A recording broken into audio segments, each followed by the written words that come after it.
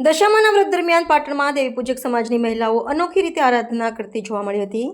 રાજ્યભરમાં દશામાના વ્રતનો પ્રારંભ થઈ રહ્યો છે, ત્યારે પાટણમાં પટણી સમાજની મહિલાઓ સ્નાન કરી સ્વચ્છ વસ્ત્રો પહેરીને પાટણની સરસ્વતી નદીમાં જઈ દશામાની અનોખી રીતે આરાધના કરતી જોવા મળી હતી। માટીના 10 લાડુ બનાવી તેના પર અબીલ ગુલાલ કંકુથી અભિષેક કરી પૂજા અર્ચના કરી હતી। છેલ્લા 50 વર્ષથી આ અનોખી વિધિ કરવામાં આવી છે। પાટણ અગ્રણી પેન્ટર પ્રકાશ પટણીએ જણાવ્યું હતું કે જેમ 8 માતાના 8 રૂપ, નવદુર્ગાના 9 રૂપ, એમ દશામાના 10 રૂપ હોય છે। લાડુની પૂજા વિધિ બાદ ઘેર આવી દશામાની મૂર્તિની સ્થાપના કરે છે અને કુંભની પૂજા।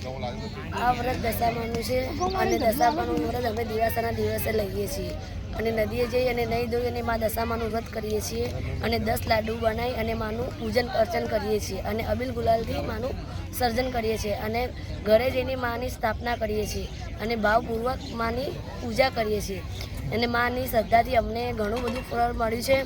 એટલે મા દશામાને કહું છું કે મા દશામાં સૌનું સારું કરે। તમારું નામ? મારું નામ પટની કૈલાસબેન। દિવસે રાજ્યભરની અંદર દશામાના વ્રતનો પ્રારંભ થતો હોય છે। એમાં પાટણમાં દેવી પૂજક સમાજની મહિલાઓ અનોખી રીતે આરાધના કરતી જોવા મળી હતી। અને બીજું કે દશામાના વ્રતની અંદર 10 દિવસનો પ્રારંભ થતો હોય છે। એમાં પાટણની અંદર સરસ્વતી નદીના કિનારે આવેલ ત્યાં જઈ નાહી ધોઈ સ્વચ્છ વસ્ત્રો પહેરી માતાજીની આરાધના પૂજા કરે છે અને નદીમાં જઈ માટીના 10 ગોળાકાર લાડુ બનાવી ત્યાં માતાજીની ઉપાસના કરી અને ઘેર પોતાના મૂર્તિનું સ્થાપના કરી અને વ્રતનો પ્રારંભ કરતા હોય છે અને બાદમાં 10મા દિવસેનું વિસર્જન નદીમાં જઈ કરે છે। અને એ બીજું જોઈએ કે મા દશામાં એટલે સર્વનું કલ્યાણ કરનારી દેવી છે ને જે દશા ખરાબ ચાલતી હોય ત્યારે આ વ્રતનો લોકો રહેતા હોય છે માતાજીના અને મહિલાઓ પણ આ વ્રતની અંદર ખૂબ ભાગ લેતી હોય છે।